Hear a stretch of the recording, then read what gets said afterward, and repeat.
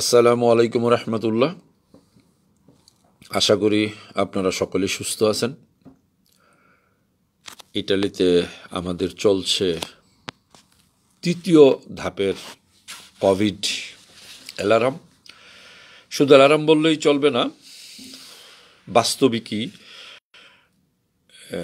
Covid তৃতীয় ধাপের একটা পর্যায়ক্রমে বেড়ে চলছে। যদিও বাড়ার সংখ্যাটা পার্সেন্টেজ খুব বেশি না, ভলিউমটা বেশি, অর্থাৎ প্রায় 2.5 লাখ 3 লাখ টেস্ট হওয়ার পর হয়তো 20,000 15,000 হইতেছে। রাষ্ট্র আপ্রাণ চেষ্টা করে যাচ্ছেন কোভিডকে নিয়ন্ত্রণ রাখা এবং কোভিড থেকে নাগরিককে নিরাপত্তা দেওয়া। নাগরিকের প্রতি আমাদের প্রতি কিছু দায়িত্ব দিয়েছেন, যাতে আমরা গ্যাদারিংগুলো কম করি, বাইরে গেলে মাস্ক ব্যবহার করি, যতটুকু সম্ভব সবসময় পরিষ্কার থেকে হাত ধৌত করি, জেল ব্যবহার করি, ইত্যাদি ইত্যাদি। এই বিষয়গুলো অনুসরণ করলে আমরা মোটামুটি বলতে পারি যে কোভিডের ছোঁয়াছুঁয়ির থেকে কিছুটা রক্ষা পাবো ইনশাল্লাহ। যাই হোক, আমাদের এখন যেই কোভিড, সেটা ইটালিতে 6 এপ্রিল পর্যন্ত একটা ব্যারিকেড দিয়ে রাখছেন। হয়তো নর্থে বলা হচ্ছে আরও 1 সপ্তাহ বাড়তে পারে, 17, 13, 14, 15 এপ্রিল হয়ে যেতে পারে। তো এর মাঝে আসবে আবার সম্ভবত 13 বা 14 তারিখের ভিতর হবে রমজান শুরু। তো অনুরোধ করব, অবশ্যই রাষ্ট্রীয় যেই রীতিনীতিগুলো দেয় সেইটাকে অনুসরণ করে আমরা যেন আমরা ধর্মীয় বিষয়গুলোকে পালন করি, যাতে কোনোটার সাথে কন্ট্রাডিকশন কিছু সৃষ্টি না হয়। যাই হোক, আজকে আমাদের শুধুমাত্র একটু কথার জন্য আমরা লাইভে আসছি। সেই বিষয়টা হলো এটা, প্রচুর লোকে প্রশ্ন করতেছেন, ভাই আমার পাসপোর্ট কস্তুরায় আটকা, এদিকে পাসপোর্টের ভ্যালিড শেষ, আবার অনেকে বলতেছেন প্রেফেক্তুরা ডাকছে, আমি এখন কি করব। এই হলো সানাতুরিয়ার বিষয়টা। তো আমরা 2-3টা বিষয় আলোচনা করতেছি। সেই বিষয়টা হলো, আমার যদি পাসপোর্ট কস্তুরায় আটকা, বলতে পাসপোর্ট আমি যদি কস্তুরায় জমা দিয়ে রাখি, অ্যাজাইল সিক করছি সেই কারণে, আবার এদিকে আমি সানাতুরিয়ার কাগজ জমা দিছি, এই মুহূর্তে আমি কি করব। প্রথম, যার পাসপোর্টের ভ্যালিড আছে, সুতরাং পাসপোর্ট থাকতে দেন, প্রেফেক্তুরা যখন ডাকবে তখন বোঝা যাবে আমরা কি করব। এবার আসেন, পাসপোর্ট ডিপার্টমেন্টের কাছে জমা আছে কিন্তু পাসপোর্টের ভ্যালিডিটি নাই, এখন একটা নতুন পাসপোর্ট করতে হবে, কি করা যায়। এর আগেও আমি বলছি, এখনও বলতেছি, যাদের পাসপোর্টের ভ্যালিডিটি শেষ হয়েছে, এই মুহূর্তে যে আপনার পাসপোর্ট করতেই হবে সানাতুরিয়ার জন্য, এরকম কোনো বিষয় না। আপনার কাছে যদি বাংলাদেশ দূতাবাসের একটা অ্যাটাস্টেশন থাকে আপনার ফটোসহ, আপনার আইডেন্টিটি দেওয়া, যে আপনার নাম, ডেট অফ বার্থ, এইটা প্রেফেক্তুরা যখন ডাকবে সেই পেপারসটা নিয়ে গেলেও আপনার সৌজন্যের প্রসেসিংয়ের কাজ হবে। সুতরাং আপনি কেন তাড়াহুড়া করে এই পাসপোর্ট করতে যাচ্ছেন? পরামর্শ যাবেন না, সিদ্ধান্ত আপনি নেবেন। আর যদি আপনি সিদ্ধান্ত নিয়েই থাকেন করবেন, সেটা একান্ত আপনার ব্যাপার। আপনার আইনজীবীর সাথে পরামর্শ করবেন যে আপনি কি করতে পারবেন, কি করা উচিত না। তবে বাংলাদেশ দূতাবাস এখানে কিছুটা সহযোগিতা করতেছেন। সেটা হলো এটা, যাদের পাসপোর্ট কস্তুরার ভিতরে আটকা আছে, ভ্যালিডিটি শেষ হয়ে গেছে বা যাচ্ছে, তারা যদি আর একটা নতুন পাসপোর্ট করতে যাচ্ছেন, দূতাবাস আপনাকে একটা ফর্ম দিচ্ছে, আপনি একটা ঘোষণা দেবেন আপনার পাসপোর্টটা হারায় গেছে, নদীপথে হারাইছে, সমুদ্রপথে হারাইছে, ইত্যাদি ইত্যাদি। তাতে দূতাবাস আপনাকে আবার নতুন পাসপোর্ট দিবে। সেই পাসপোর্টও যদি নেন, কস্তুরা একটা পাসপোর্ট আছে, সেই কারণে আপনার কোনো সমস্যা নাই। কারণ আপনার পাসপোর্ট হারায় গেছে যেই কথাটা বলতেছেন, ইটালির আইনেও বলা যায়, একটা কথা আছে, যখন হারাইছে, কখন, কিভাবে, কোথায় হারাইছে আমি জানি না, অরারিও লগো দাতা ইমপ্রেসিসাতো, অর্থাৎ আমি নির্দিষ্টভাবে বলতে পারি না কখন কিভাবে হারাইছে। সুতরাং এমনও হতে পারে যে আপনি আমার কাছে আপনার পাসপোর্টটা জমা রাখছেন, আপনি ভুলে গেছেন, ফলে আপনি রস রিপোর্টটা নিছেন। সুতরাং কথাটা আপনি বুঝতে চেষ্টা করেন। আমি আমার পাসপোর্টটা এক জায়গায় রাখছি, আমি হয়তো ভুলে গেছি, আমি সেখানে পাসপোর্টটা রাখছি, ফলে আমি একটা রিপোর্ট নিতে পারি আমার পাসপোর্ট কখন কিভাবে হারাইছি যদি আপনার প্রয়োজন মনে করেন। তবে সানাতরিয়ার কাগজের জন্য সেই পাসপোর্ট দরকার হবে না যেটা কস্তুরার ভিতরে আছে। এ হলো একটা বিষয়। এবার আসি আমাদের যথারীতি দুইটা বিষয়। আমি আরেকটা কথা বলবো হলো ইসের ভিতরে কি বলে আমাদের বর্তমান সানাতরিয়ার যে বিষয়টা, এটা হলো শুধু একটা পাসপোর্ট সংক্রান্ত বললাম। সানাতরিয়ার বিষয়টা কিভাবে চলতেছে, কিভাবে সরকার কাজ করার চেষ্টা করতেছে। আমি সানাতরিয়ার বিষয়টা পূর্বে যাওয়ার পূর্বে যথারীতি যেই বিষয়টা আমরা আলোচনা করি, কবরস্থান এবং নতুন আরেকটা বিষয় হলো আমাদের মসজিদের উম্মার জায়গাটা খরিদ করার বিষয়। অনেকে এটা নিয়ে ট্রল করছেন যে একজনে লেখছেন, ভাই কিছুদিন দেখলাম কবরস্থানের ব্যাপারে আপনি খুব উঠা পড়া লাগছেন, কবরস্থানটা হোক। এখন তো আবার দেখতেছি মসজিদ নিয়েও নামছেন, এখন কি কবরস্থান বাদ দিচ্ছেন কিনা। এরকম যারা কি বলে কি প্রশ্ন আমাদের ডাকের ভাষায় মানে আমাদের আঞ্চলিক ভাষায় বলে খোঁচা মারা কথা। আচ্ছা ভাই, দুইটাই প্রয়োজন, মসজিদও প্রয়োজন, কবরস্থানও প্রয়োজন।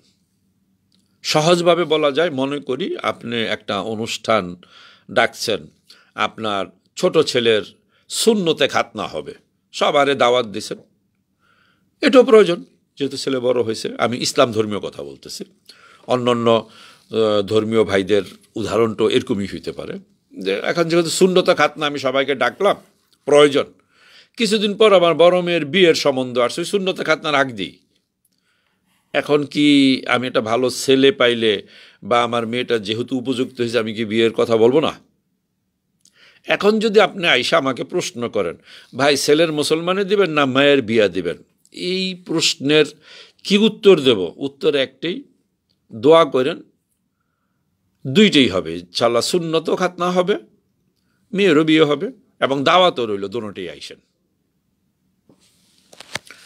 ইনশাল্লাহ মসজিদও হবে যদি আল্লাহ তাআলা কবুল করেন। কবরস্থানেরটা তো আমরা চেষ্টা করে যাচ্ছি, প্রায় 2-3 বছর যাবৎ আমরা ফান্ড কালেক্ট করতেছি, আমাদের ফান্ড আসতেছে। ইনশাল্লাহ পর্যাপ্ত যখন ফান্ড হয়ে যাবে আমাদের, তখন অবশ্যই আমরা মালিককে ডাউন পেমেন্ট দিয়ে আমরা কাজ শুরু করব। তবে যতক্ষণ পর্যন্ত একটা ফান্ড বড় না হবে, সহজ ব্যাপার বলি, মনে করি আপনি একটা সম্পত্তি খরিদ করতেছেন, সেই সম্পত্তিটার দাম মনে করি 5 লক্ষ ইউরো, 50 লক্ষ ইউরো, যেটি হোক একটা। তা আমরা মূল কথাটাই বলি, যেই সম্পত্তিটা নিয়ে আমাদের কথা হচ্ছে, প্রায় 7 মিলিয়ন, অর্থাৎ প্রায় 70 লক্ষ ইউরো শুধু জায়গাটার দাম, 70 লক্ষ ইউরো, 400 হেক্টর জায়গা। 1 মিটার মাটির দাম প্রায় 1 ইউরো 60 সেন্টস পড়বে, সেই হিসাবে আবার মূল্য কম, তবে যেহেতু ভলিউমটা বড় সেই হিসাবে টাকাটা বড়। তো সেখানে আমরা যে জায়গাটা নিব, এখন মনে করি সেই জায়গাটা আমরা 2-3 লক্ষ ইউরো আমরা একসাথে করছি, কেউ কর যে হাসানা দিছে সেটা মিললাম, মনে করি 1 মিলিয়ন টাকাই হয়েছে। মালিক পক্ষের কথাটা হলো এইটা, আমি 1 মিলিয়ন টাকা মালিককে দিলাম, মালিক আমাদেরকে বললো যে আপনি কাজ শুরু করেন, মানে কবরস্থানে কাজ শুরু করেন। এখন আমরা সেটার উপর কবরস্থানে কাজ শুরু করলাম, এবং মনে করি সেখানে একটা কবর দেওয়া হইল। এরপর মালিকের প্রশ্ন যে তারপরেও যদি আপনারা আমাকে টাকা না দিতে পারেন, এই জমির মূল্য তো বাড়লো না, অর্থাৎ ভ্যালু তার বাড়ে নাই। যদি জমিতে একটা কবর হয়ে যায়, সেই জমি তো কেউ কিনবো না, এমন তো না যে জমির দাম বাড়বে কবরস্থান দিলে। সুতরাং মালিক পক্ষের কথাটা হলো, আপনারা ফান্ড করতে থাকেন, আপনারা যদি ফান্ড রেডি করতে পারেন, নির্দিষ্ট 7 মিলিয়ন না পারেন, তবে মিনিমাম একটা ভলিউম তো করতে হইব, 2-2.5 মিলিয়ন টাকা করতে হইব। যদি এই ভলিউমটা করতে পারেন, আসেন আপনারা কাজ শুরু করেন। এর পূর্বে আপনাদেরকে আমরা অনুমতি দিতে পারতেছি না কাজ করার জন্য, কারণ যদি কাজ শুরু হয়, কবর যদি চালু হয় সেখানে, তাহলে এই সম্পত্তি আপনারা না নিলে, অর্থাৎ আমরা না নিলে আবার কার কাছে সে বিক্রি করবো, কারোর কাছে বিক্রি করতে পারবো না। এটা সহজ বিষয় এটা। এবার যেটা অনেকেই বলতে চাচ্ছেন পারমিশনের বিষয়, পারমিশনের ব্যাপারটাকে খুব সহজ। আপনার যদি সম্পত্তি থাকে, আপনি কবরস্থানের জায়গা দান করে দিবেন ঈশ্বরে, কমুনের, অর্থাৎ কমুনের আপনার গিফট করলেন যে আমার এই জায়গাটা আছে, আমি আপনাকে গিফট করে দিলাম। তবে গিফটটা কন্ডিশনাল, সেটা হলে কি এখানে একটা কবরস্থান হবে বা এখানে একটা পার্ক হবে, অর্থাৎ কনস্ট্রাকশনের বাহিরে আপনি কনস্ট্রাকশন করতে পারবেন না।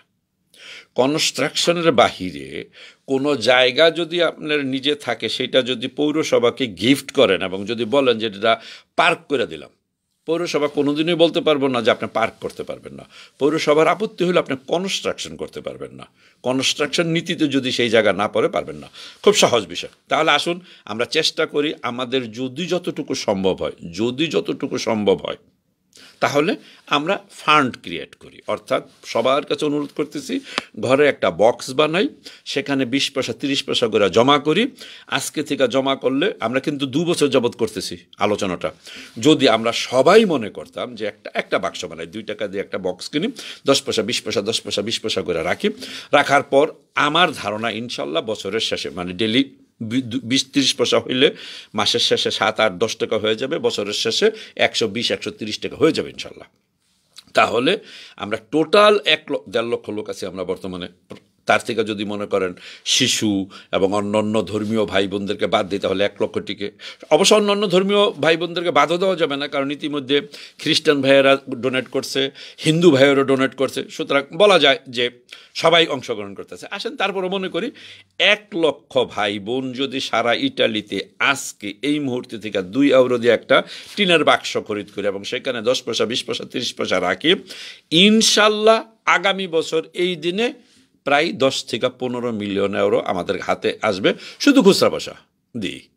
সেই টাকাটা হইলেই আমরা একটা পেমেন্ট দিতে পারি। পেমেন্ট দিলেই পৌরসভার কাছে বলতে পারি সম্পত্তি এখন আমাদের, এই হইল অবস্থা। আমরা আপনারা আবার গিফট করতেছি, টেনশন, সম্পত্তি আমাদের, পৌরসভা আমরা কিন্তু আপনারা গিফট করে দিতেছি, এইটাও আপনারা দিয়ে দিতেছি। বিনিময়ে আপনি আমার এখানে একটা মুসলিম কবরস্থান করবেন এবং অন্যান্য যে ছোট ছোট প্রজেক্টগুলো আছে, মসজিদ, মাদ্রাসা, স্কুল, শিশু পুনর্বাসন ইত্যাদি। সুতরাং আমার অনুরোধ থাকবো, আমাদের যদি সম্ভব হয় নিজে করি, অন্যকে উৎসাহিত করি এবং খুব সহজ পদ্ধতিতে যাই। আর যারা প্রতিদিন পাঠাচ্ছেন, কেউ ব্যাংকে টাকা পাঠাচ্ছেন, কেউ আয়সা দিতেছেন 50 টাকা 100 টাকা 200 টাকা, 3000 ইউরো আলহামদুলিল্লাহ আসছে।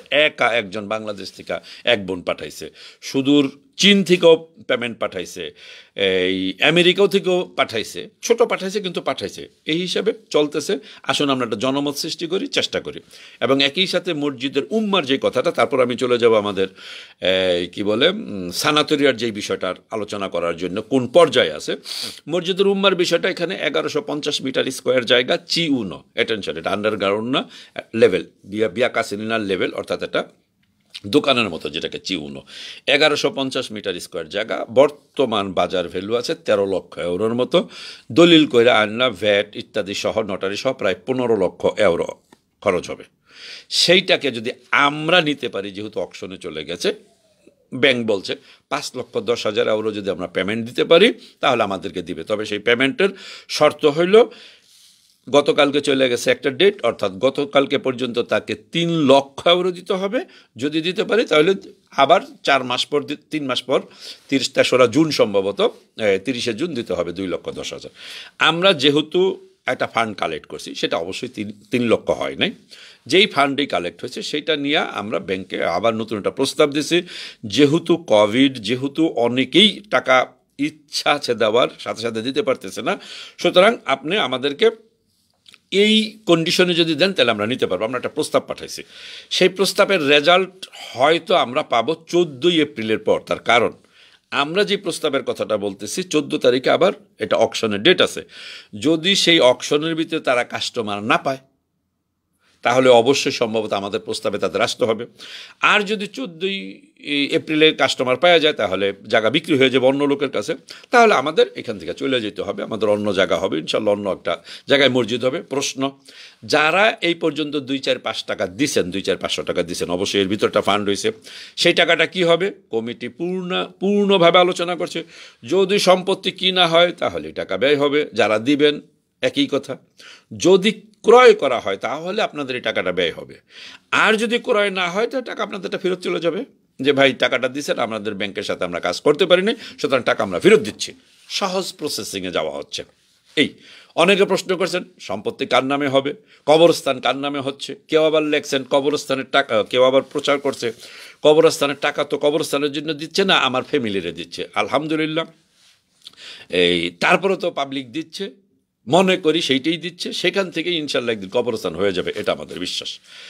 এখন আসি যে আমাদেরকে যেই টাকাটা আসা হইতেছে, কার নামে হইব কবরস্থান, কার নামে হইব মসজিদ, আলোচনা হয়েছে।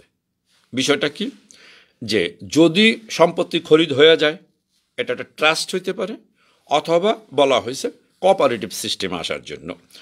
কারণ প্রতি লোকের নামে দলিল করা এটা একটা অসম্ভব ব্যাপার। অসম্ভব মানে সম্ভব, তবে প্রতি লোকের নামে দলিল করতে হলে প্রত্যেকটা লোকেরই আবার নটারির সামনে উপস্থিত থাকতে হবে, এবং প্রতিটা লোকের জন্য একটা বিল হবে নটারির কাছে। সেটা না করে এরকম চিন্তা করা হয়েছে, একটা কোঅপারেটিভ সিস্টেম করা হবে।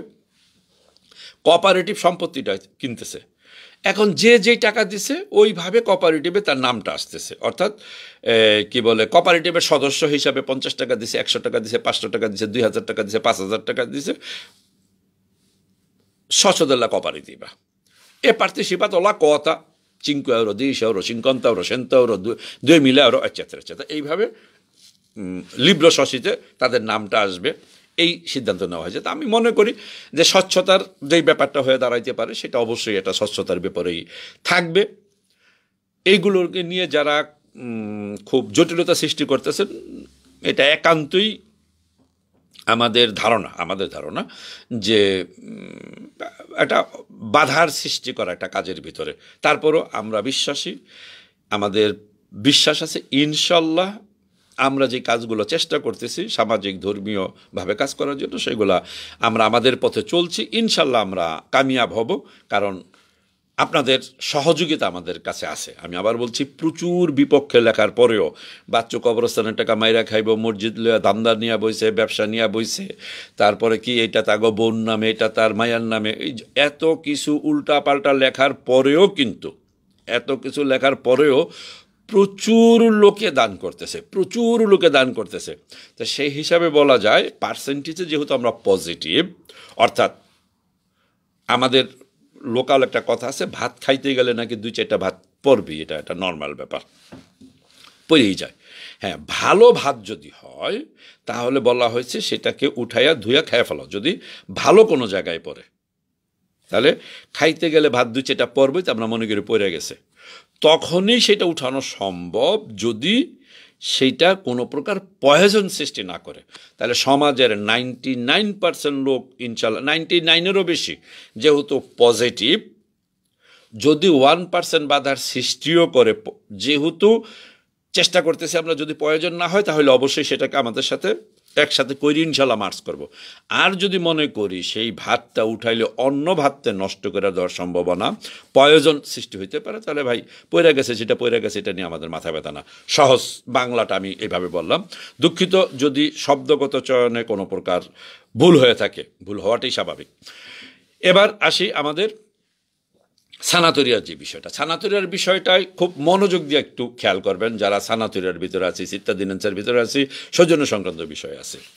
প্রথম আমি অনুরোধ করব, হাত জোর করে অনুরোধ করতেছে, যখন একটা ডেমনস্ট্রেশন ডাকা হয়, যখন একটা মুভমেন্ট ডাকা হয়, সেই মুভমেন্টের ভিতরে যদি আপনারা উপস্থিত না থাকেন তাহলে মুভমেন্টটার যেই দাবি সেটার আপেক্ষিক গুরুত্ব হারায়।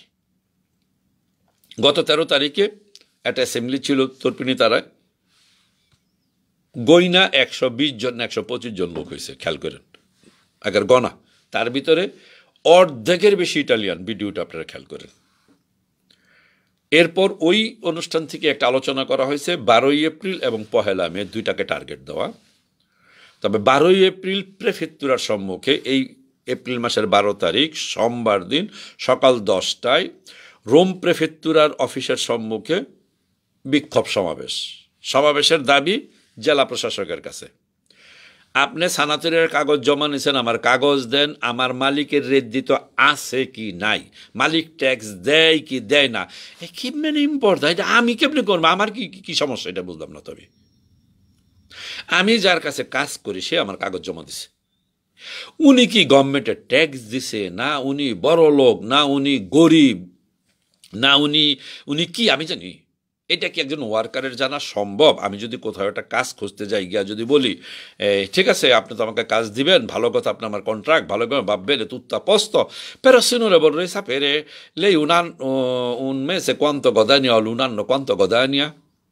আমি যদি এরকম প্রশ্ন কোনো মালিককে করি কাজ খুঁজতে গিয়া, যে আপনি এক বছরে কত কামান, তো মালিক তো আমার কৈশারটা থাপ্পড় ব্যাপারটা, তো তুই তোর বাংলাদেশে যা, তুই এখানে এসেছিস কেন? তাহলে এই যে বিষয়টা, আমি কাজ করি কোথায়, সেই মালিকের রেট দিত কত, সেই কারণে আপনি আমার সৌজন্য নিয়ে করবেন, টালবাহানা করবেন, এটা তো হয় না। তাহলে আমাদের দাবিটা হইল 12 তারিখ সোমবার সকাল 10টায় আমি হাত জোর করে অনুরোধ করব, রোমে যারা আছেন প্লিজ শুধু ফেসবুকের ভিতরে লেখেন না, ভাই বিরক্ত হয়ে গেছি, ভাই কি করুম, ভাই এটা করুম, রাস্তায়ও আসেন, রাস্তায়ও আসেন। সেখান থেকে আমরা বলি আমি কাজ করি, কাজ করতেছি, মালিক কত পেমেন্ট দিছে না না দিছে, মালিকের রেট দিত কত না কত, সেই কারণে আমার এত সমস্যা কেন, আপনার এতই সমস্যা, ঠিক আছে আমাকে 1 বছরের কাগজ দিয়ে দেন, আপনার মালিকতে পারলে মালিকের টাকা উঠাই লয়ে এলেন, আমারে কাগজ দেন 1 বছরের, আমি গিয়ে আমি কাজ করে আসি, আমার থেকে আপনি আমার ট্যাক্স নিয়ে যান। আপনি আমার আরেকজনের সাথে বাজাইয়া দিয়ে আমার জীবন নিয়ে তো মুভ করতে পারবেন না। সুতরাং এইটা বিশেষ অনুরোধ, আবার বলতেছি 12 এপ্রিল সোমবার দিন প্রেফেক্তুরা পিয়াসা ভেনিসিয়ায়, যে প্রেফেক্তুরা, সকাল 10টায় আসেন। আমরা যদি 5000 লোক হইতে পারি। এখন অনেকে প্রশ্ন করবেন, ভাই 5000 লোকে তো কাগজ জমা দেয় না, তা 5000 লোকের কাগজ না জমা দিচ্ছে, 2000 লোকে তো কাগজ জমা দিচ্ছে, তো 2000 লোকের মালিক তো আবার 2000 আছে, তারাও আসেন। আপনার ওয়ার্কার তো আপনি সেভ করে নিতে হইব, প্লাস আপনার বন্ধু বান্ধব আছে। এটা তো শুধু বললাম যারা কাগজ জমা দিচ্ছে। এবার যারা রিনিউ করতে দিচ্ছেন, রেসিডেন্স ছাড়া দিতেছেন, একটা রেসিডেন্সের দাম বাড়াইছে 700, 800, 1000 টাকা, তারপর আবার ফলস রেসিডেন্স বিক্রি করতেছে। ইতিমধ্যে 62 জন, গত ফ্লাইট সহ 62 জন বাংলাদেশের সৌজন্য এয়ারপোর্টে সিজ করছে, কারণ ফলস রেসিডেন্স দেওয়া হয়েছে। আবার টাকা দা কিনছেন, তাহলে টাকা দা ফলস কিনবেন, নিজের সৌজন্য নষ্ট করবেন, রাস্তায় মিছিল মিটিংয়ে আসবেন না, এইটা কেমনি হইল? এটা কেমন কথা? আসেন। তাহলে যারা রেসিডেন্সের সমস্যা আছেন তারা আসেন, যাদের কার্তা সৌজন্য নেওয়া সমস্যা আছেন তারা আসেন, যাদের কাগজ জমা দিচ্ছেন তারা আসেন, যারা সিত্তা দিনাঞ্চারও সমস্যা হয়ে দাঁড়াইতেছে, 4 বছর পর তারা সিত্তা দিনাঞ্চা দিচ্ছে না, এই 4 বছরের ভিতরে রেসিডেন্স কাটা গেলে সেখানেও তারা ডিস্টার্ব করতেছে। এখন প্রথম ছিল 10 বছর কন্টিনিউ, এখন 4 বছরের মাঝায়ও শুরু করছে তারা ডিস্টার্ব, যে এর ভিতরে আপনি কোথায় ছিলেন, এর ভিতরে আপনার ইনকাম নাই কেন, এই কিরে খোদা, আমি পরীক্ষা দিলাম, আমারে বললো যে ক্লাস 1 থেকে 10 পর্যন্ত আপনি পরীক্ষা দিয়া সব রেজাল্ট ভালো করতে পারলে আপনি কলেজে যাইবেন। আমি কলেজে গেলাম, কলেজে যাওয়ার পর যদি আবার শুরু করেন যে ক্লাস 8-এর কারক কত প্রকার আপনি লেখেন, এটাকে আমার মনে আছে নাকি? কারণ আমি কলেজে তো কারক কত প্রকার সেটা পড়তে যাইনি। পার্টস অফ স্পিচ তো আমি ইন্টারমিডিয়েটে পড়বো না। ইন্টারমিডিয়েট কয়জনে মনে রাখতে পারবো, বা গ্রাজুয়েশন বা ডক্টরেট যে করতেছে তারই যদি জিজ্ঞাসা করি কারক কত প্রকার, ওই ভদ্রলোক না পারার কথাই সম্ভাবনা বেশি। মানে আমার মতন বেকু বলে তো মানে সম্ভবই না। কারণ আমি কি পড়ছি, যখন যেটা পড়ার দরকার সেটা পড়ছি, এরপর বাস্তব জীবনের সাথে যেটা জড়িত সেটা কন্টিনিউ আছে, ম্যাথমেটিক, সমাজরীতি, সমাজবিজ্ঞান, এটা সেটা। কিন্তু ওই স্পেসিফিক কী কয় ওই হিমালয়, হিমযোগ, আলয়, এই কাজ তো আমার ইন্টারমিডিয়েটের বা ডিগ্রি থেকে আমার এটা দরকার না। তো তাহলে আমি 10 বছর কোর্স কমপ্লিট করার পর আপনি 11-12 বছরের মাথায় আমার রেসিডেন্স কোথায় ছিল, আমার ইনকাম ফুল নাই কেন, তার মানে কি 14 বছর 15 বছর আপনি আমার চাচ্ছেন মানে ফুল সিত্তা দিনাঞ্চা দেওয়ার জন্য আমার 14 বছর কন্টিনিউ আমার রেসিডেন্স থাকতে হবে, কন্টিনিউ আমার কাজ থাকতে হবে। তাহলে সবচেয়ে ভালো বুদ্ধি তাহলে আমাকে জেলে নিয়ে ভরে থুয়ে দেন। কারণ জেলে যদি থাকি তাহলে রেগুলার, যে ঠিক আছে এখানে যেই কদিন আছি কমপক্ষে এখানে তো রেসিডেন্স কাটা হবে না, একমাত্র এটা ছাড়া তার কোনো পথ নয়। তাহলে এই বিষয়গুলো আমরা মনে করি অবশ্যই আমাদের সাথে, নাগরিকের সাথে, বিদেশির সাথে একটা মানে খামখেয়ালি পানা, এটাকে মোকাবেলা করার জন্য প্লিজ আপনার মাঠে থাকতে হবে। এখন আপনি যদি মনে করেন যে না আপনি ইটালিতে আসেন, আপনার কার্তা সৌজন্য আছে, আপনার রেগুলার একটা কাজ আছে, আপনি এখন আমার থেকে বলতে চাইছে আমাদের থেকে আপনি এক লেভেল উপরে চলে গেছেন গিয়া, তাহলে তো ভাই কিছু করার নেই। এই লেভেল যে ভাইঙ্গা দিছে সেটা তো ইটালিয়ান পাসপোর্ট যাদের আছে তাদেরটা সিজ করার পরও তো এই লেভেল ভাইঙ্গা দিছে। অর্থাৎ আমরা সব এক নৌকার কি বলে যাত্রী। যে কোনো সময় নৌকা ডুবতে পারে, যে কোনো সময় আমাদের হাবুডুবু। তাহলে আমার অনুরোধ রইল আপনাদের কাছে, প্লিজ আপনারা আসেন 12 তারিখ সোমবার দিন সকাল 10টায় প্রেফেক্টুরার সম্মুখে।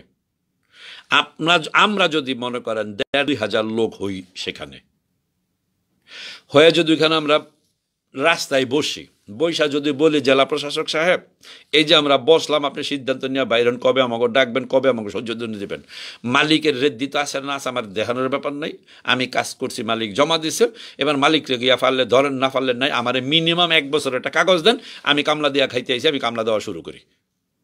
ওই মালিকের কাছে আমার আটকাই রেখেন না, কারণ মালিক কি করতেছে, এমন কিছু ইটালিয়ান মালিকের রেজাল্ট আসছে যে কিছুটা কৃতদাসের প্রথা সিস্টেম বের করছে।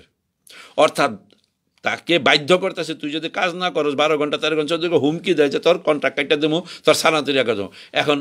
তারা এখন বাধ্য হচ্ছে 14 ঘন্টা কাজ করার জন্য 300 টাকা 400 টাকার বিনিময়ে। Ma che cos'è questo? Ma perché mi costringi per lavorare 14-15 ore? Perché io sono legato con il mio datore di lavoro? Ma dove siamo? এই জিনিসগুলো আমাকে বলতে হবে কখন? যখন আপনারা সবাই উপস্থিত থাকেন। আমি তো হারা দিনই কই, যখন লোক কম থাকে তখন কি করে জানেন, ওই অফিসাররা আসে, আচ্ছা বহুতক্ষণ তো চিল্লাচিল্লি করলি, লোক তো তুই আর তো 8-10 জন, তোর নিজের কোনো সমস্যা আছে না, এটা কর দেখি, আমরা বলে দিই। ভাই আমি এই পর্যন্ত আমার কোনো সমস্যার ব্যাপার নিয়ে, মানে ডকুমেন্টারি কোনো সমস্যা নিয়ে আমি কখনো কোথাও কারো কাছে যাইও না, আর দোয়া করেন যাবো না। আমি নিজে বাংলাদেশ দূতাবাসেরও যদি কখনো যাই, মানে পাসপোর্টের জন্য কথা রয়েছে, সেইটাও আমার ফর্মালিটিস বলতে তাদের নিয়ম কানুন মাইনা, তারপরে অ্যাপয়েন্টমেন্ট পাই না, দীর্ঘ 9 মাস পর অ্যাপয়েন্টমেন্ট পাইছি, তারপরে গেছে। এরকম না যে আমি অমুকটা টেলিফোন করছি, আমার একটা দিয়ে দেন না। সুতরাং আমি আমারটা চেষ্টা করি যতটুকু ওইভাবেই করার জন্য। এনিওয়ে, অনেকে বলতেছেন ইমস আসছে কি করবেন? ভাই ইমসের ব্যাপারে পরিষ্কার বলি, ইমসের বিষয়টা পরিষ্কার শুনেন।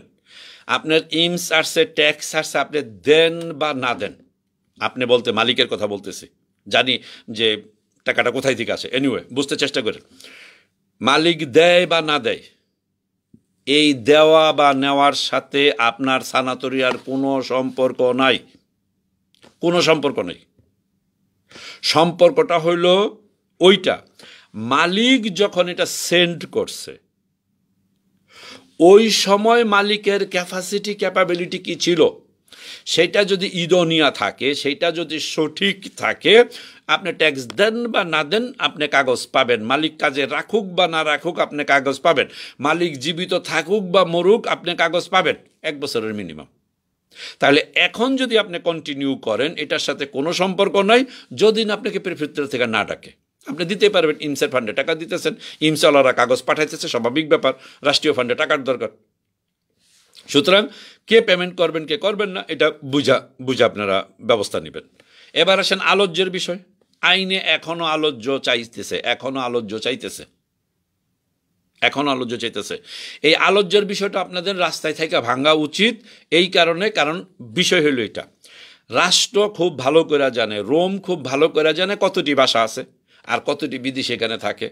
এই বিদেশি এতটি বাসায় থাকতে হইলে কত মিটার জায়গার দরকার, সেটা এই বাসা আছে কি নাই, এটা তারা খুব ভালো করে জানে। তাহলে যেই জিনিসটা নাই, সেই জিনিসটা কেন আমাকে বাধ্য করব? যদি করে তাহলে ব্ল্যাক মার্কেট এটা বন্ধ করানো উচিত।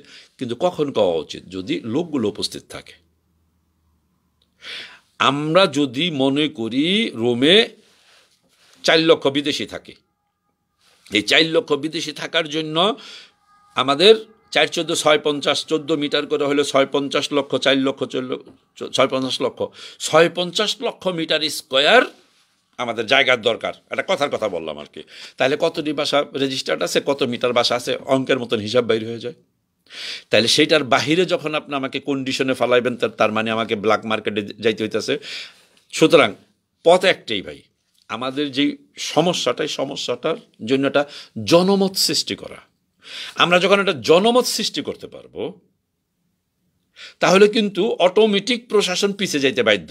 জনমতটা কি, আমরা নিজেরা যদি রাস্তায় নামি, ইটালিয়ান সংগঠনগুলো যদি আমাদের সাথে একটু করে, কি বলে, সাপোর্ট করে, সাপোর্টটাই বা কখন করবে? এটা স্বাভাবিকভাবে জানেন। যদি একটা বড় আন্দোলন খাড়া করানো যায়, সেই আন্দোলনের ভিতরে যখন কন্টিনিউ হইব, তখন দেখবেন অটোমেটিক চারিদিক থেকে একটা সমর্থন আসবে। এরকম না যে ঘরের থেকে সবাই বৈশা থাকলেই একটা লোক আইসা পড়লো, আচ্ছা ওরা বিপদে পড়ছে ওদেরকে রক্ষা করি, তা না ব্যাপারটা। আমরা যে বিপদে আছি সেই বিষয়টাকে এক্সপ্লেইন করা, সেটার জন্য একটা জনমত সৃষ্টি করা, তারপর আমরা আশা করি যে অবশ্যই আল্লাহর রহমতে একটা ব্যবস্থা হবে। তাহলে আমরা ক্লোজ করার পূর্বে সানাতরিয়ার যে বিষয়টা, পাসপোর্ট যদি আপনার কি বলে কস্তুরায় জমা থাকে, সেটার যদি ভ্যালিডিটি থাকতে দেন, আপনার কোনো অসুবিধা নেই। নতুন পাসপোর্ট করতে হবে এরকম কোনো বিষয় না।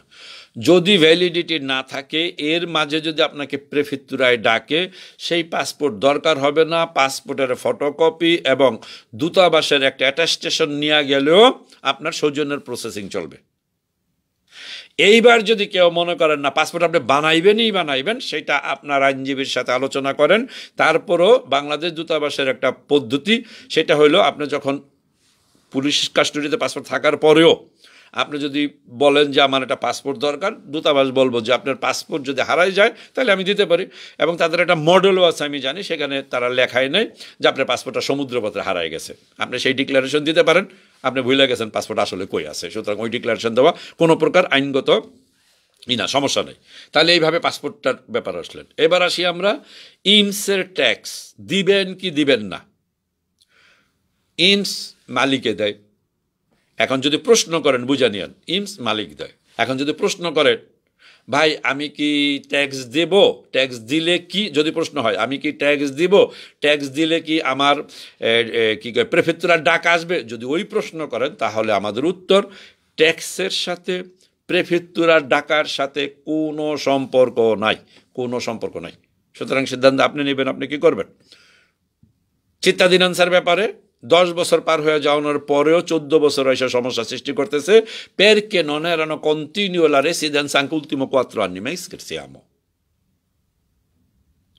শুধু তা না, যাদের ছোটখাটো মামলা আছে, চিত্তাধীনান্সার বলতেছি, মামলা আর্কিভিউ হয়ে যাওয়ার পরেও, আর্কিভিউর কথাটা হলো রাষ্ট্রপক্ষ ওটা মামলাটার পরিচালনা করে নাই, যে কোনো কারণে ফাইল বন্দি করে দিয়ে দিছে, যে ছোট মামলা 5 বছর পার হয়েছে, 10 বছর পার হয়েছে, না আর মামলা দরকার নেই, আর্কিভিউ, ফাইল বন্ধ। সুতরাং এটা পক্ষ বিপক্ষ নেই, আর্কিভিউ করে দিচ্ছে। কিছু রিজেক্ট আসতেছে, আর্কিভিউ করছে, কিন্তু এরকম না তো সেই মামলার থেকে সে নিষ্পত্তি পাইছে। এবার বুঝেন কোথায় নিয়ে ঠেকাইছে। আচ্ছা, আমাদের কাছে আরও কিছু ফাইল আসছে, যারা ছোট সাজা হয়েছে 10 দিন 20 দিন। এই আর আমাদের বাংলাদেশ কমিউনিটির একটা চরিত্র আছে, রাগারাগি গালাগালি মারামারি হইলে মামলা করে গিয়া ছিনতাই মামলা, এটা আরেকটা চরিত্র, এই কিছুটা হিন্দি ফিল্মের স্টাইল আর কি। আপনি আমার গালি দিছেন, আমি আপনার গালি দিছি, বা হাত তুলছে, বাস শেষ, এই কথা গিয়া বলে না আমার গালি দিছে, আমি মার দিছি বা আমার মার দিছে, না, আমার গলার চেন ছিল, ছিনতাই করে নিয়ে গেছে, 4 জন বন্ধু রাস্তায় আটকাইছে, 20 টাকা করে মাসে নাই, না দিলে মাইরা ফেলে, বানায় চানায় কাহিনী কিছু মামলা করে। 99.99% এই মামলাগুলো বানোয়াট মামলা, ফলস মামলা। এটা অবশ্যই বাংলাদেশ দূতাবাসের উচিত ইতালির বিচার বিভাগীয় সাথে একটা মিটিং করা, সেইখানে তাদের কাছে প্লেস করা সংস্কৃতির বিষয়টা, যে ব্যাপারটা এরকম। অবশ্যই দূতাবাস এই ক্ষমতা বহন করে না যে বিচার বিভাগরে দিবে, কি বলে, কোনো পরামর্শ দিবে না, তথ্য দিতে পারে। কোনো রাষ্ট্রই অন্য রাষ্ট্রের বিচার বিভাগে হাত দিতে পারে না। আর ইটালির বিচার বিভাগ এতটাই স্বাধীন, ইটালির নিজের রাষ্ট্র, নিজের সরকার এখানে হাত দেয় না। তাহলে তথ্য দিতে পারে যে হ্যাঁ আপনারা যে পানিশমেন্টগুলো দিতেছেন ঠিক আছে, তবে আমাদের সংস্কৃতিতে দেখা যায় এরকম কিছু বানোয়াট মামলা আছে। এবং আমি আমাদের কথা বলতেছি, আমাদের ধূমকেতুর কথা বলতেছি। তারপর আমি যখন বাংলাদেশ সমিতির সভাপতি ছিলাম, ওই সময়কার কিছু মামলার কথা বলতেছি, যে 99.99% মামলা যেটি হয়েছে বাংলাদেশ কমিউনিটির ছিনতাই, এটা টোটাল বানোয়াট মামলা, একের সাথে আরেকটা বানায়া করছে। যাই হোক, মূল কথায় আসি, ওই মামলাগুলোর ভিতরেও যাদের সাজা হয়েছে, পরবর্তীতে রিহাবিলিটেশনে চাওয়া হয়েছে, খেয়াল করেন ব্যাপারটা। এবং এ কনসেসলা রিহাবিলিটেশন আবার বিচার বিভাগ মানছেও। সেই রিহাবিলিটেশনে পাওয়ার পরেও চিত্তাধীনান্সা ক্যান্সেল করছে, কারণ ক্যান্সেলের ভিতরে লেখছে হ্যাঁ ঠিক আছে আদালত রিহাবিলিটেশনও করছে, কিন্তু পূর্বের অপরাধ তো আপনি করছেন। এবার কি বললেন, সুতরাং ভাই, এটা আমি মনে করি যার সৌজন্য নাই, যার আছে, যার কার্তা আছে নাই, যার পাসপোর্ট আছে, ইতালিয়ান পাসপোর্ট আছে নাই, যিনি জমা করছেন, জমা করবেন না, শিশু জন্ম হয়েছে, হবে, হয় নাই, সবাই একটা প্রচণ্ড চাপের ভিতর আমাদেরকে রাখা হয়। এই চাপটার থেকে আপনার বাইর হইতে হবে। আপনি যদি এই ডকুমেন্টারি চাপটা থেকে একটু বাইর হইতে পারেন, আপনি কিন্তু একটা কাজ করতে সুবিধা হইব। কাজ করতে আমি বলতে চাইছি, একটা কাজ খুঁজতে, একটা জায়গায় চলাফেরা করতে আপনি সুবিধা। আর যখন ডকুমেন্টারি প্রেশারটা থাকে, তখন কিন্তু অন্য জিনিস আপনি খুব সুন্দরভাবে, আপনার ফ্যামিলির টেলিফোন করলে মন খিটখিটা থাকবো, রিকনজিউমেন্টে ফ্যামিলি চাইছেন, ওই পাশ থেকে হয়তো মনে করেন ম্যাডাম আপনাকে টেলিফোন করতেছে কবে আসবো, আপনি এখানকার একটা পদ্ধতির ভিতরে বিপদগত অবস্থায় হয়তো তারা বলছেন যে 2 মাস 3 মাসের ভিতরে তোমার ভিসা লাগিয়ে যাবো গিয়া, 2 বছর অন্তরে প্রেফেক্টুরায় ডাকে না। এই যে একটা অবস্থার একটা মেকানিজম সৃষ্টি করছে আমাদেরকে বলতে চাচ্ছি হইল শ্রমিকদেরকে, সেটা বিদেশি হোক ইটালিয়ান হোক, একই ব্যাপার। আমাদের একটু বেশি যেহেতু ডকুমেন্টের পেজ গোছাচ্ছে, আমাদেরকে একটা মানসিক চাপের ভিতরে দিয়ে রাখছে। এটা একমাত্র আপনার মাথার নিচে রাখার জন্য এবং আপনাকে মালিক দ্বারা নিয়ন্ত্রণ করার জন্য, এর বাহির অন্য কোনো কিছু না। এইটা সবাই একত্রিত হয়ে ভাঙতে হবে ভাই, এটা সবাই একত্রিত হয়ে ভাঙতে হইব। পুনরায় শেষ করার পূর্বে আপনাদেরকে বলছি, কবরস্থান এবং মসজিদের ব্যাপারে প্লিজ একটা বাক্স করেন কবরস্থানের জন্য। আজকে থেকে 10 পয়সা 20 পয়সা আপনি রাখা দেন। 10 পয়সা যদি মনে করি যে আপনি মনে করেন চিটই করলো, অনেকে লেগে বাচ্চাটা চিট করতেছে, মনে করি চিটই করলাম, তারপরেও তো আপনার ওই যে ইসের কি ডাব্বার বাক্স 10 পয়সা 20 পয়সার চিট। কিন্তু চিট যদি না করি, অ্যাটেনশন, চিট যদি না করা হয়, তাহলে কিন্তু আপনার এই 10 পয়সা 20 পয়সায় খুচরা পয়সায় কিন্তু আলহামদুলিল্লাহ 50,000 লোকের একটা কবরস্থানের বন্দোবস্ত হয়ে যাবে, যেটা 2, 4, 500 বছর কন্টিনিউ থাকবে বাই রোটেশন। কবর 20 বছর 30 বছর পর যদি কেউ চেঞ্জ করে, 3rd 4th জেনারেশন, তারা সিদ্ধান্ত নিব কী করব। তারপর আমরা 400 হেক্টর জায়গার উপর চিন্তা করতেছি, যদি প্রয়োজন হয় তো পরে বড় করবো আরও। আমরা তো 400 হেক্টর জায়গা নিয়ে আপাতত 36 + 16 সম্ভবত 52 বা 42, 36, 16, 52 কি বলে হেক্টরের উপর মূল। এরপর দরকার হয় উইংস বাড়াবে। এটা আরেকটা বিষয় শেষ করতেছি, খুব মাইনরলি প্লিজ একটু শুনেন। কোনো একজন লোক লেখছে যে কবরস্থানের সাথে, মুসলিম কবরস্থানের সাথে কুকুর বিড়াল কবর দেওয়া হবে, আপনার লাশ কুকুরের পাশে থাকবে। এটা সুন্দর প্রসঙ্গ তুলে আনছেন। যিনি তুলছেন সেটা তার যতটুকু ভাব ধারণা তিনি সেটাই প্রকাশ করছেন। সেটার বিষয়টা হইল এরকম যে কবরস্থানের যেই বাউন্ডারি, সেখানে তো অবশ্যই মানুষ কবর দেওয়া হয়। ইভেন খ্রিস্টান, হিন্দু, বৌদ্ধ যেখানেই কবর বা চিতা আছে, সেখানে কিন্তু ওইটার ভিতরে আবার পশু পাখিরে দেয় না। খেয়াল করেন ব্যাপারটা। তাহলে যারা এই ব্যাখ্যা টানতেছে যে কবরস্থানের মুসলমানের পাশে কুকুর বিড়াল দেওয়া হবে, এটা একটা অপপ্রচার করা হচ্ছে। মূল প্রজেক্ট হলো এইটা, কবরস্থানটা মুসলিম কবরস্থান, মুসলিম রীতিতে। এই বাউন্ডারির বাহিরে যেহেতু আমাদের 400 হেক্টর জায়গা, হয়তো 2-4 হেক্টর জায়গার দরকার, সেটা হলো কি ইটালিয়ান সংস্কৃতির সাথে নিজেদের ভ্রাতৃত্ব স্থাপন করার জন্য। পের লা ফ্রাত্তাল্লেন্সা, পের ব্রাদারহুড। আমরা এই কমিউনিটিতে থাকি, এখানে বসবাস করি, তাদের সাথে আমাদের ভ্রাতৃত্ব বন্ধন স্থাপন করার জন্য। তারা কিন্তু অনেকে বাসায় বিড়াল পালে, কুকুর পালে। ধর্মীয়ভাবে আমি মুফতিদেরকে জিজ্ঞাসা করছি, এই বিড়াল কুকুর পোড়ায় ফেলানো কি এটা উচিত না কি, বিষয়টা কি? ধর্মীয়ভাবে বলছে কোনো অবস্থাতেই যাতে এটা পরিবেশ দূষণ না করে। তাহলে মারার পর পশু পাখিও যদি মারা যায়, তাহলে সেটা মাটির নিচে দিতে হবে। তাহলে মাটির নিচে যদি দিতে হয়, তাহলে সেটাকে না পোড়ায় মাটির নিচে দেওয়াটাই উত্তম। সেই কারণে সিকিয়ামা ইন ইতালিয়া cimitero per animali domestici, cimitero per animali domestici, অর্থাৎ গৃহপালিত পশুর জন্য করা, এই কবরের মতোটা বানানো, সেটার পাশে ছোট্ট একটা জায়গা ফ্রি অফ কস্ট। ইটালিয়ান যদি মনে করে তার একটা গৃহপালিত পশু মারা গেছে, আমরা তাকে পোড়ানোর থেকে বা ফিরানোর জন্য যে আমাদের এখানে জায়গা আছে, আপনি এখানে এসে মাটি চাপা দিতে পারেন। তাহলে বিষয়টা হলো কি, ইটালিয়ান বুঝতে পারলো যে আমরা টোটাল আলাদা কিছু নই, এবং আমরা তাদের যে সমাজের বৃহৎ একটা অংশ পশুপ্রেমিক, তাদের সাথে একাত্মতা ঘোষণা করি, বিনামূল্যে একটা জায়গা থাকবে যেখানে তারা এসে নেয়, মাটি চাপাতে গেল তার পোষা জিনিস।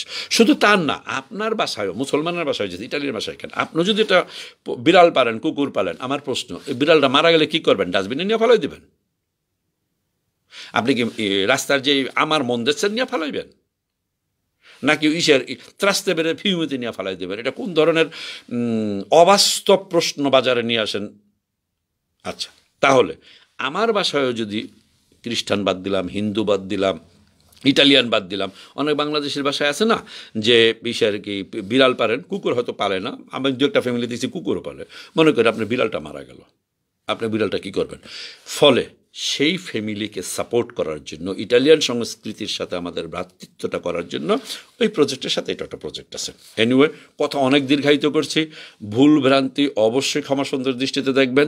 পুনরায় ইনভাইট করছি, permesso di soggiorno per tutti senza condizione del datore di lavoro, rilascio immediatamente minimo per un anno per la sanatoria, rinnovo senza residenza, basta con il domicilio dove io abito, la cittadinanza non per continuo 10 anni, accumulato 10 anni, meglio 5 anni, però তারপরও যদি তারা না মানে তাহলে continue 10 বছর না, পুরাটা 10 বছর হইলেই হইব, অর্থাৎ আমার 12 বছরে 10 বছর হয়েছে একসাথে, আমরা সেটার উপর দাবি চালাচ্ছি যে শিশু এখানে জন্ম হবে তার অটোমেটিক ইটালিয়ান নাগরিকত্ব দিতে হবে। এই বিভিন্ন দাবিগুলো নিয়ে আমরা 12ই এপ্রিল সকাল 10টায় রোম প্রেফেক্তুরা পিয়াসা ভেনিসের সম্মুখে সমাবেশের আয়োজন করা হয়েছে ইটালিয়ানদের সাথে। আমি বিশেষভাবে অনুরোধ করবো আপনারা উপস্থিত থাকবেন। আসসালামু আলাইকুম রহমতুল্লাহ। ভুলভ্রান্তি ক্ষমা সুন্দর দৃষ্টিতে দেখবেন।